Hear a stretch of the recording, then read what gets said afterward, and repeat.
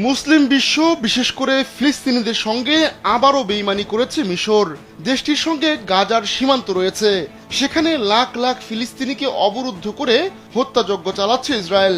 এমন অন্যায় দেখেও চুপ রয়েছে মিশর, অথচ ইসরায়েলের সঙ্গে নতুন করে কোটি কোটি টাকার বাণিজ্য করছে মিশর, যা দেশটির সদিচ্ছাকে আবারও প্রশ্নের মুখে ফেলেছে। জানা গেছে ইসরায়েল থেকে গ্যাস আমদানি করতে নতুন পাইপলাইন নির্মাণের প্রস্তুতি নিচ্ছে মিশরের সরকার।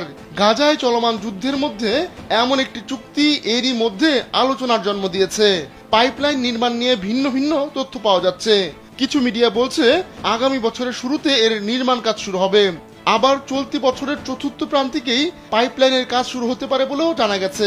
ইসরায়েলের নিউমেড কোম্পানির সঙ্গে চুক্তির আওতায় এই পাইপলাইন নির্মাণ করা হবে। চুক্তি অনুযায়ী 2026 থেকে 2024 সাল পর্যন্ত ইসরায়েলের লেভিয়াথান ফিল্ড থেকে 130 বিলিয়ন কিউবিক মিটার গ্যাস আমদানি করবে মিশর।